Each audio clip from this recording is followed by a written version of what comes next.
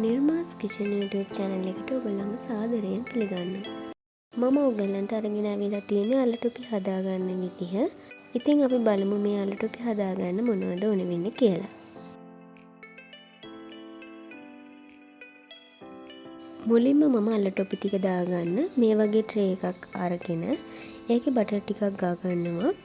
එතකොට අල ටොපි ටික අපිට ලේසියෙන් ගලව ගන්න පුළුවන්.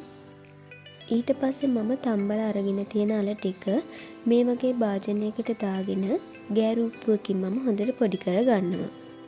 අල පොඩි කර ගන්නකොට ලොකු අල කෑලි නැතුව සාමාන්‍යයෙන් පොඩියට වගේ අල කෑලි ටිකක් තිබුණාට කමක් නැහැ.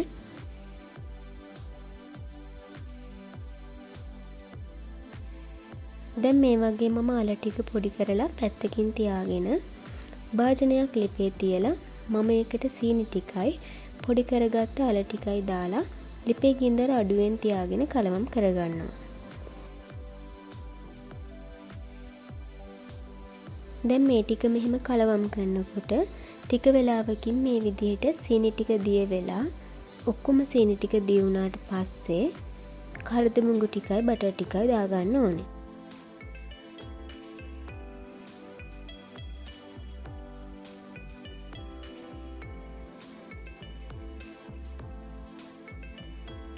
දැන් මේ වෙලාවේ සීනි ටික දී වෙලා තියෙන්නේ.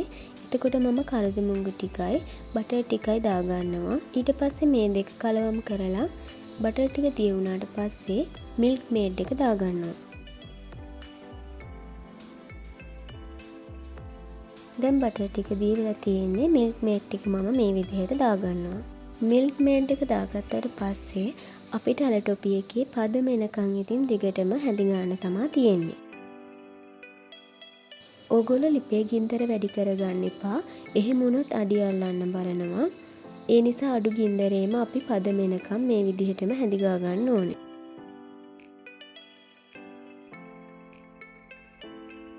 දැන් කලින් තිබ්බට වඩා මේ මිශ්‍රණය ඝන ගතියකට ඇවිල්ලා තියෙනවා. ඉතින් අපි මෙහෙම හැදි ගන්නකොට මේ ටික එකට එකතු වෙනවා.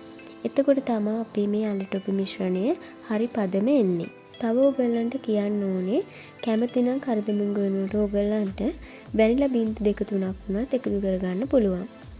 ඒ විතරක් නෙවෙයි මේ අල ටොපි එක පාට පාටට හදාගන්න ඕන නම් කහ පාට රෝස පාට වගේ කලරින් බින්දුවක් දාලා මේ වෙලාවේ හැදිගා ගන්න පුළුවන්.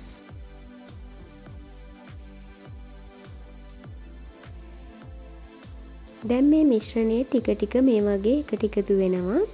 ඒත් මේක නෙමේ හරි පදම. තව ටික වෙලාවක් මේ විදිහටම හැදිගා ගන්න. මේ වගේ පදම එනකොට කලබල වෙලා ලිප් ඔෆ් කරගන්න එපා. එහෙම වුණොත් අල ටොපි එක අපේ හයි වෙන්නේ නැති වෙනවා. ඉතින් ඒ නිසා ඔක්කොම එකට එකතු වෙනකම්ම ටික වෙලාවක් තව මේ විදිහටම හැදිගා ගන්න ඕනේ.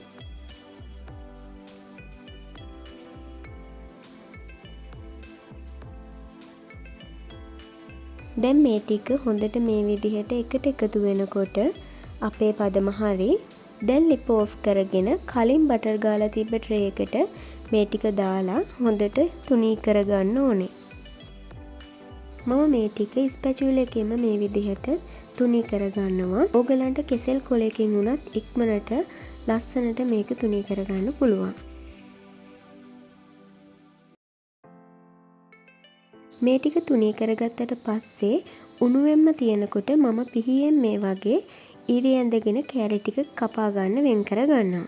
එතකොට මේ ටික හොඳට හයි වුණාට පස්සේ කෑලි කපලා වෙන් කරගන්න ලේසි වෙනවා.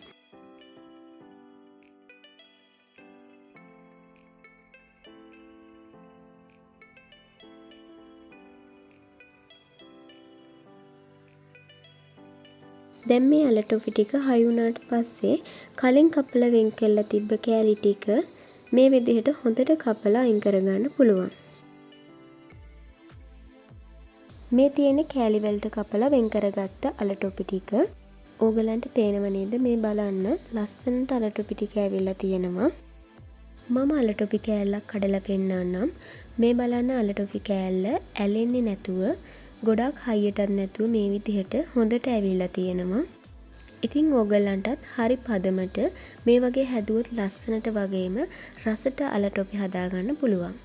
ඉතින් ඕගොල්ලොන් මේ විදිහට අල ටොපි හදලා රස බලන්න. තාමත් මගේ channel එක subscribe කරලා නැත්නම් subscribe කරලා තියාගන්නත් අමතක කරන්න එපා.